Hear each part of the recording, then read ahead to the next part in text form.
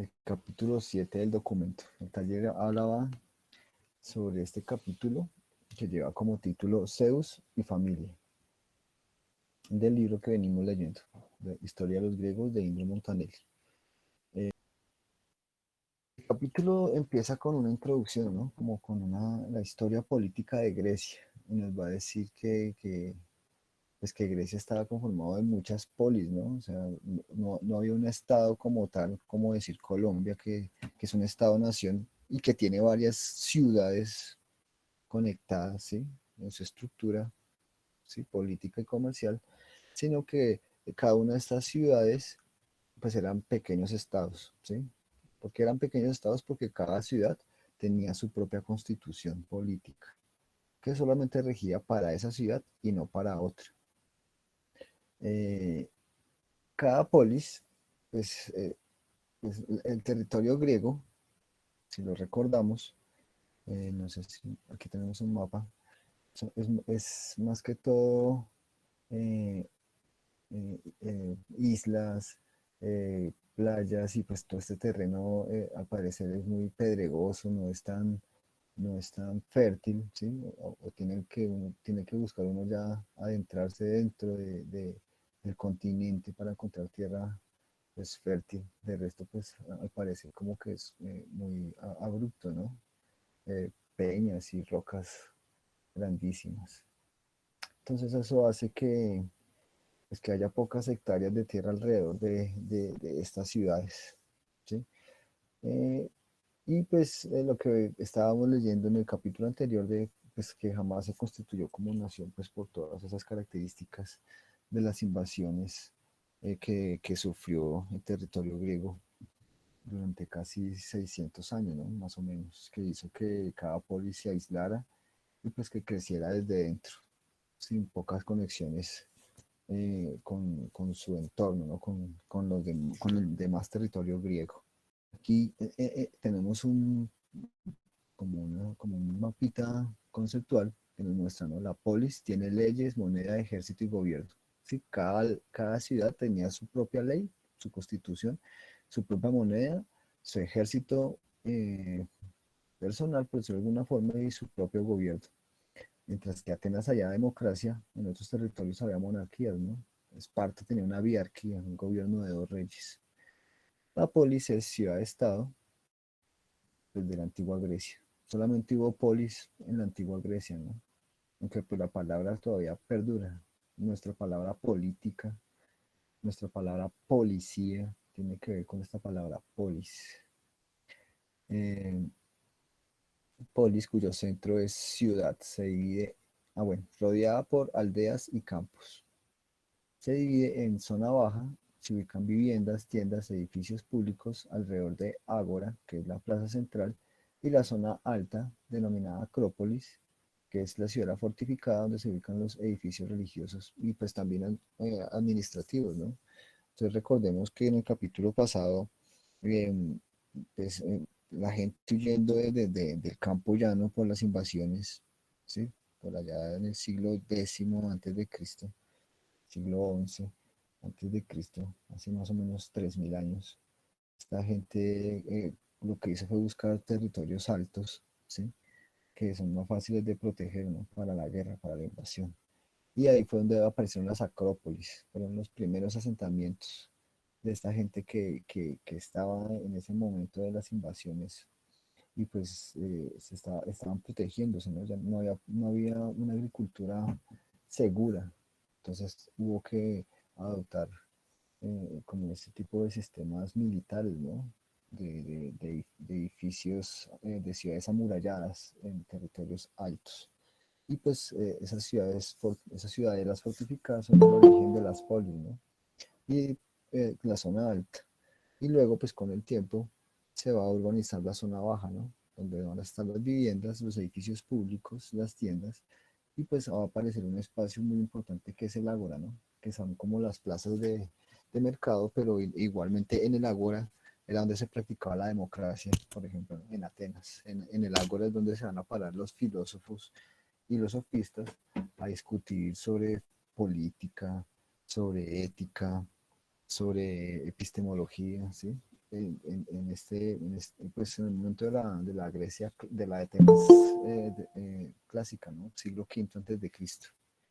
Entonces, qué hacía que estas polis que estaban separadas política y económicamente unas de otras, tuvieran una conexión cultural, ¿no? Porque esta conexión, más que política y económica, era cultural. Pues esto era gracias a que tenían el mismo lenguaje y había una religión que era nacional, ¿sí? Entonces aquí tenemos un mapa de los principales polis de la Grecia antigua. Entonces aquí aparece Troya, Pérgamo, Focea, por aquí tenemos Atenas, tenemos Corinto, Micenas, Esparta, Delfos y cada una Abdera,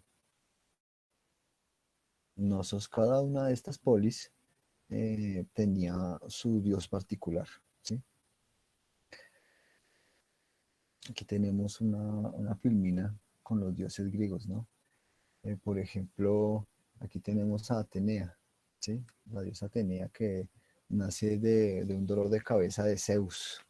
En el libro de Montanelli nos cuenta que Zeus se devora a la mamá de Atenea, embarazada de ella, y que tuvo que quitarse la cabeza para que Atenea pudiera salir de dentro de Zeus, ¿no?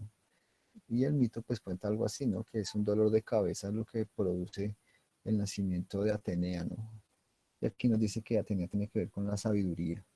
Es una diosa guerrera, pero no es furiosa como el dios Ares que tenemos aquí, sino que es más, ¿cómo lo diríamos? Como más estratégica, ¿no? Como los juegos de ajedrez, más sabia, más justa, la diosa Atenea. Y aquí en Atenas, pues era donde adoraban a esta diosa, que era uno de los ejemplos que nos daba el señor Montanelli. La civilización griega. En el centro de cada polis se construía un templo en honor a la divinidad protectora. Eh, Participar de los ritos era exclusivo de los ciudadanos. Ser ciudadano en este momento, pues imagínese esa época, ¿no? Estamos hablando de más o menos el siglo eh, décimo al siglo sexto o hasta más para acá, ¿no? Hasta siglo quinto, cuarto antes de Cristo. Pero desde el origen de la polis, recordemos que el aislamiento en la que estaban sometidas cada una de ellas, pues hacía pues, que toda la gente fuera como prácticamente una familia, ¿no? Porque no había casi comercio. Cuando Grecia se abre ya al comercio, ¿sí? Ya después, más o menos hacia el siglo quinto, pues ya digamos Atenas se va a convertir en una gran polis y va a ser un puerto, perdón, marítimo muy importante donde van a venir gente de muchas partes, ¿no? Entonces, ser ciudadano era reconocerse como hijo de ese territorio. Y eso era exclusivo de muy pocas personas, ¿no? Por ejemplo, en Atenas, ¿sí? Para ser ciudadano tenía que usted haber nacido en Atenas, que su padre y su abuelo también hayan nacido en Atenas, además pues, de ser hombre, que las mujeres no tenían el derecho a ser ciudadanas, y además ser libre. Si usted era esclavo, si tenía que trabajar, no podía ser ciudadano ateniense. Entonces fíjense que del 100% de la población para ser ciudadano, o más bien los ciudadanos eran más o menos un 25%, ¿sí? Entonces, para poder entrar a estos templos, que venían desde el principio de la polis, pues, y poder participar de estos ritos, usted necesariamente tenía pues, que cumplir estas características del ciudadano, ¿no?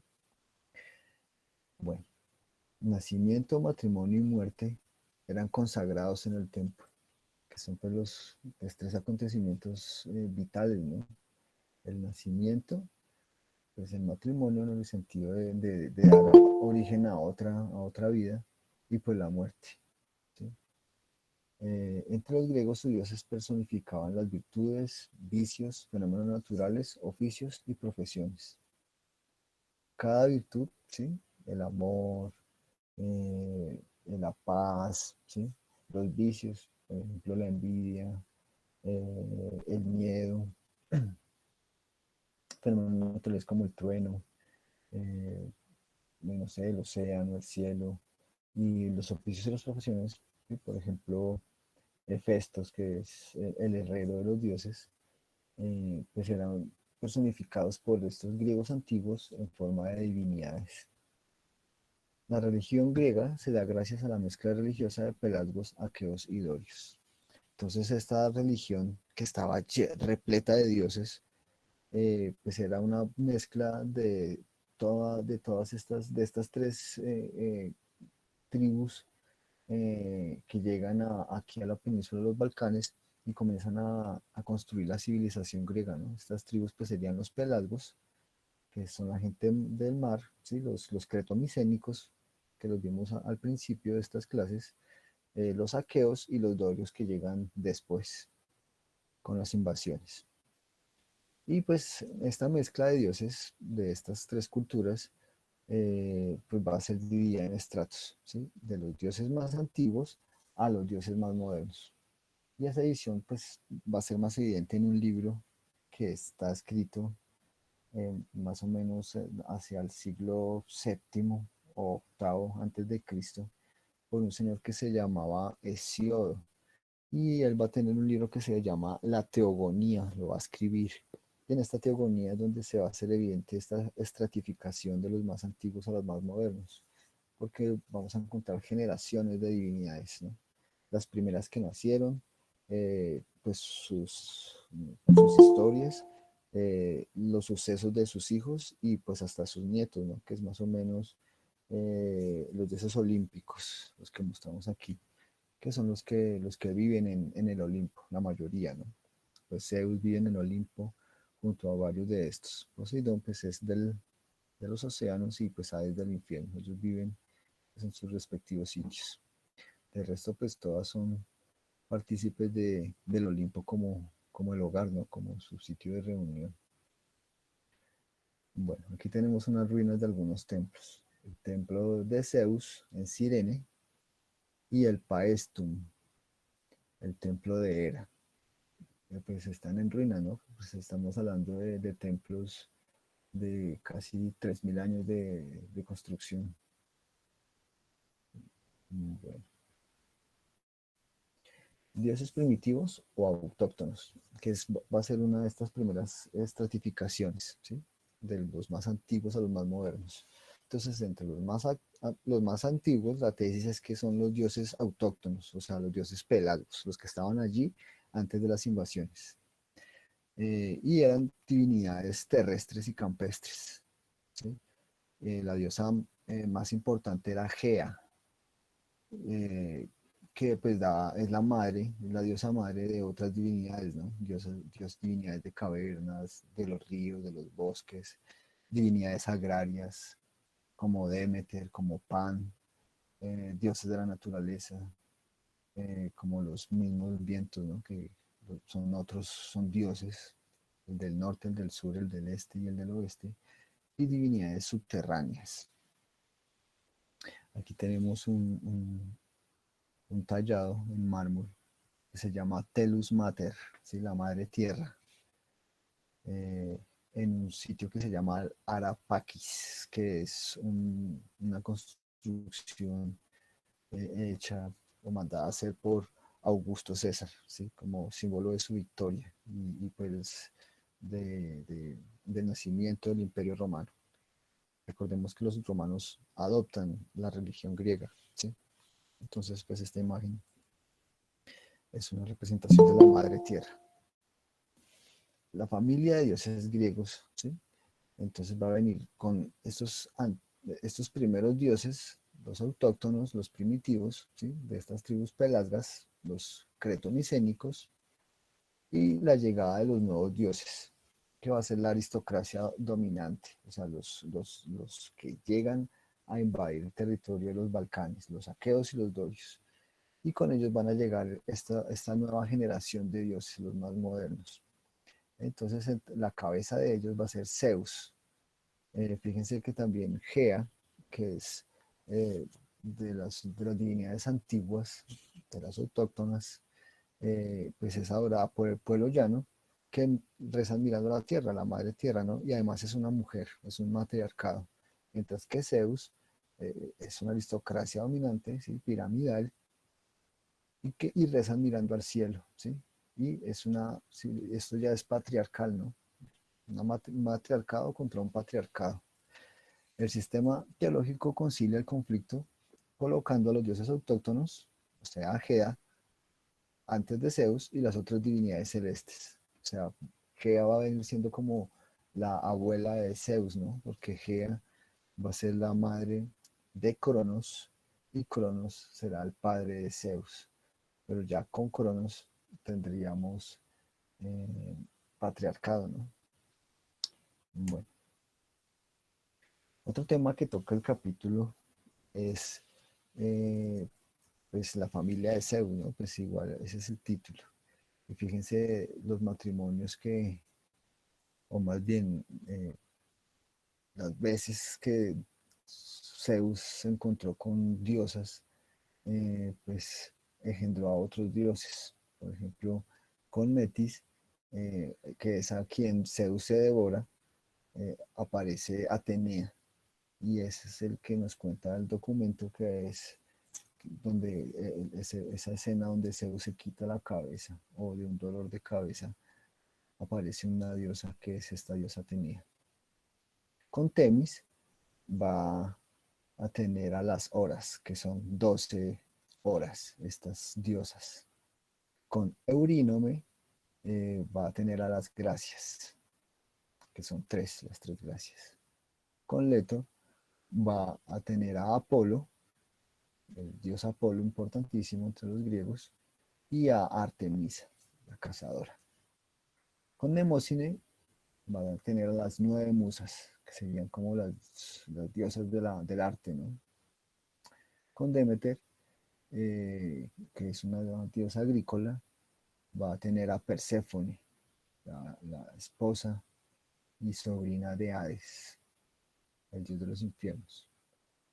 Y Hera, pues va a ser digamos que su esposa legítima, y la reina del Olimpo, con la cual pues tendrá otros hijos dioses. Además de que Zeus pues tuvo múltiples aventuras amorosas, ¿no? Por ejemplo con varias humanas, con las que engendró muchos héroes griegos, ¿no? Por ejemplo, está el mismo Hércules, eh, que no lo nombra el libro, ¿no? Con una humana que se llama Alcmena. Igual pues con otros muchos, ¿no? Con otros varios. Eh, Culto religioso griego. Todas las polis reconocieron la supremacía de Zeus, adoptaron y practicaban los mismos ritos. Cada polis buscaba un vínculo con Zeus, hijos por fuera del matrimonio con Hera, lo que veníamos hablando de los múltiples encuentros amorosos de Zeus, de pronto fue, eh, o de pronto no, pues directamente fue la justificación de ese vínculo con Zeus de las polis en Grecia, ¿sí? Buscando hijos de este dios en sus propias polis, ¿no? Con alguna mujer representativa bien importante dentro de esa sociedad, de esa política. O pueden ser nietos también, ¿no? Hijos de los hijos de Zeus. Bueno, los jefes políticos se hacían sacerdotes para celebrar los ritos y practicar el culto.